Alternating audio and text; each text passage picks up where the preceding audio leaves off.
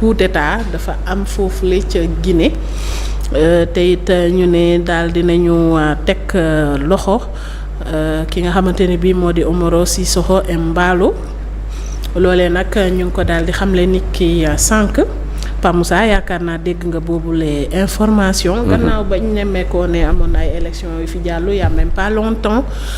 ba nga xam ne sax résultat ya génn ñenn ñi jàpp ne ñi ñoo gagné moom Umaro Sissoco Embalo jàpp ne moom moo gagné daanaka ak la ca tukkee yëpp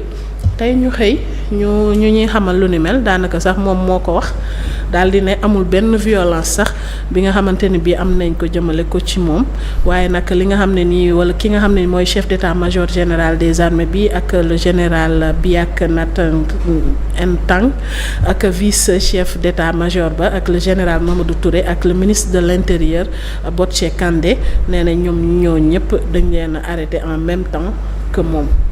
moo ko daal di xamle naka nga jàngatee lu ni mel. suñu xarit bu bees bi comme que nee na xaritu président Diomaye la dañuy déggante chaque jour. waaw donc effectivement depuis que bi ma jotee information bi aussi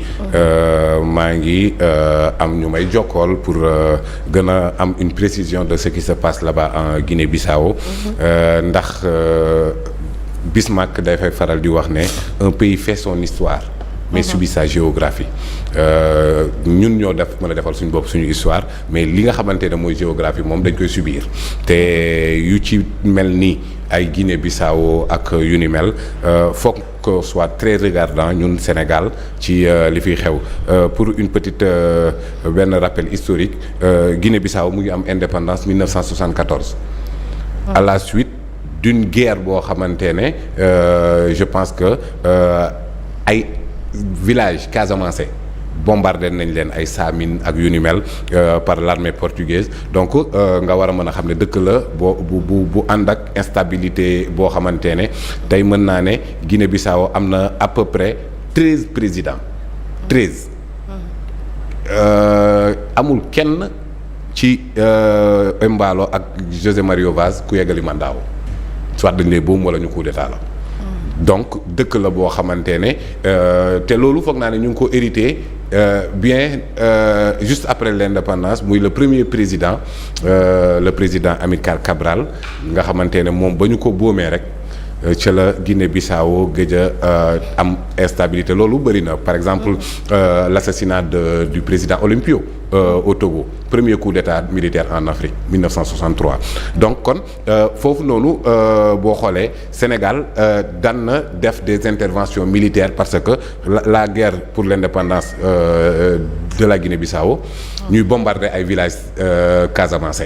Pour te dire à quel point la proximité parfois danañu pousser à ce que ñuy agir te yenn saay intervention militaire yooyu noonu moo tax gëmuma torop véritablement un coup d'état foofu nii bëri na ñuy souligner loolu. gëmuma ko parce que Guinée amul benn président bu Guinée-Bissau amul benn président bu fa mës a def 2 mandats amul nee naa la. À part José Mario Vaz benn mandat la def ak Embalo mii nii amul benn président bu mës a yeggali mandat am foofu noonu 2 mandats kenn mësu ko faa def alors élection bi naka la demee dañoo dem déjà législative yi dañoo gagné yu mujj yi dañoo gagné woon Embalo ña ko gagné c'est le parti historique le PAIGC dafa fexe ba éliminer leen ci élection yi nii bokkuñu donc PAIGC tamit deful comme toog croiser les bras dafa xool candidats yi les 12 candidats mu jël le candidat indépendant Fernando Diaz mu jàppale ko donc le PAIGC soutenir Fernando Diaz mu dem daanaka jàpp naa ni bu résultat yi demee ni mu war a demee Embalo mënul gagner alors donc qu'est-ce qu'il veut il veut une intervention militaire de la CEDEAO xanaa. ah bon mais pourquoi pour man gëmuma ne mën nga nekk ba élection ñu voté ba pare. ba war a décompter joxe résultat ñu ne coup d'état am na foofu noonu ci boobu le président sortant parce que ki mu gagné aussi Jomav. Jomav tamit dañ ko écarté ci élection yi. qui était ancien président avant moom la remplacé. am na keneen ku mu écarté Bassirou Dia. donc on a un autre Bassirou là-bas. mais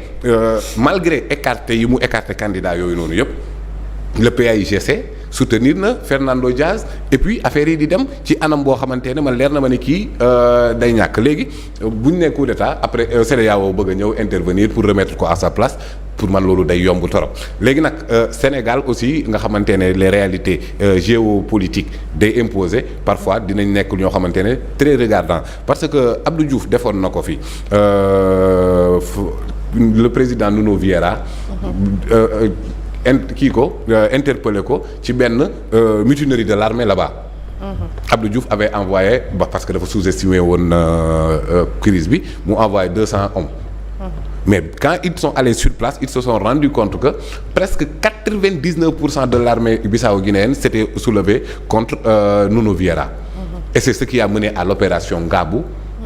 L'une des plus grandes interventions militaires du Sénégal, 2000 hommes. En Guinée-Bissau ak puis tout ce que ça nous a coûté donc kon ñu gis ne foo xamante ne la foog ñuy regardant parce que l'histoire dafay mës a wax ni le PAIGC bi nga xamante ne moom moo soutenir Fernando Diaz c'est l'allié naturel du MFDC et que ku nekk xam na ni surtout le front sud du MFDC seen base arrière Guinée-Bissau Guinée-Bissau la mës a doon. Alors donc kon foo xamante ne Macky Sall l'une des choses rares qu'il a réussi mooy ne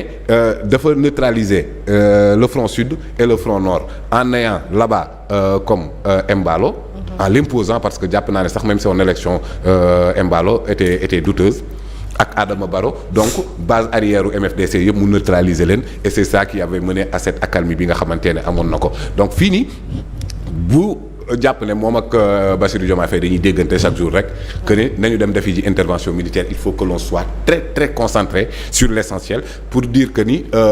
nañu xam lan moo xew ba pare parce que les élections moom réussir na à éliminer des candidats yi ko mënoon a sonal mais candidats yi ko mënoon a sonal tooguñ croiser les bras dañoo jeter aussi leur dévolu sur le candidat Fernando Diaz ce qui vraiment pour man bu jékki-jékkee rek ñu ne coup d'état am na nii comme ça non certes les corps diplomatiques yi nekk foofu confirmé nañ les tirs ça c'est sûr mais personne n'a encore confirmé le coup d'état mais quel que soit Alpha moom fexe na ba lu musul woon am sax Guinée-Bissau muy une tribalisation de l'armée commencé woon na am ak l'arrestation de l'officier Dia je pense son frère di jéem a intervenir mu jàpp tëj donc il y a beaucoup de choses yoo xamante ne ça milite en faveur de teg observer te jàpp naa ne PAIGC musul manqué élection en Guinée-Bissau parce que attention c'est le parti fondateur PAIGC comme noo ko mën a wax PDCI en Côte d'Ivoire comme noo ko mën a wax le parti socialiste au Sénégal mais yooyu noonu yëpp tax na ba première élection am fa te PAIGC bokkuñu ci donc kon Omarou Cissokho Embalo même titre général bi sax nañ ko war a mën a xoolaat sur beaucoup de choses mais quel que soit Alpha jàpp naa ne lii nañ ci def nank tey surtout en ce qui concerne une intervention militaire jaru ko en tout cas jaru ko moom gisaguma ko fii lu ko jar te wax dëgg yàlla l'opération Ngabou nous a coûté beaucoup de choses te Abdou Diouf il est très nekk na dirigeant boo xamante ne dafa tey di bàyyi xel mais il a sous-estimé la première intervention militaire et ça nous a coûté beaucoup de choses après mu andiwaat 2000 troupes ba voilà ce qui s'est passé mais élan de solidarité et tout justifié na ko même si Guinée-Bissau c'est un état souverain certes les institutions ñu ngi dox jàpp naa ko mais dëkk la bi nga xamante ne moom moo battre le record des coups d'état en Afrique kenn ëppale ko alors donc li ci des l'avenir nous édifiera mel ne dañu nemmeeku mën nañ ko waxee noonu dafa am benn ceinture de feu boo xam ne nii tey jii moo wër Sénégal à travers pays limitrophes yi parce que bu ñu waxee ay Guinée wax ay Mali muy loo xamante ne bii nii tamit Pape Moussa jotul li tamit ñu ciy gën di bàyyi xel plutôt que di topp ci yeneen yi bien sûr Mame Khady surtout actuellement au Sénégal où on parle de dualité au sommet de l'État di njort ay crise institutionnelle man li may gën a tiital loolu la c'est plus l'analyse géopolitique que l'analyse politique parce que tey jii nii gis nga li ñu waxagum ci Guinée-Bissau on ne sait pas ce qui s'y passe yàlla na fa yàlla def jàmm mais à côté de nous le Mali mais mi ngi subir loo xamante ne lu yéeme la te man loolu moo ma gën a tiital ci li ñuy wax ni yëpp parce que en fait bu ma defee le parallélisme Mali Sénégal muy dëkk yoo xamante ne li leen lié ci histoire dafa bëri pour man ñaari dëkk yooyu rek ci àdduna bi ñoo bokk même document bu ñu amee indépendance. D'accord. pour man ñaari dëkk yooyu kese ñoom ñooy ci àdduna bi ñu bokk devise un peuple un but une foi ñun ak Mali ñoo ko bokk drapeau yi étoile moom moo ñu wutale teg ci te loolu gars yi dañ koy fàtte bu ñuy wax ci Mali mooy ne Sénégal ak Mali ñoo bokk même nit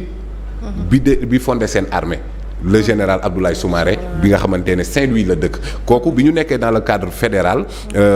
moom moo sous les fonds Baltimore constitué l'armée de lu ñu doon woowee confédération bi mais diggante Senghor ak Modibo bi mu tasee moom il est allé avec Modibo donc après avec Modibo il a reconstitué l'armée malienne alors que moom il est de Saint-Louis. Sa femme était députée ci xawma 20e wala 21e législature donc pour dire que ni dëkk yooyu noonu ils sont liés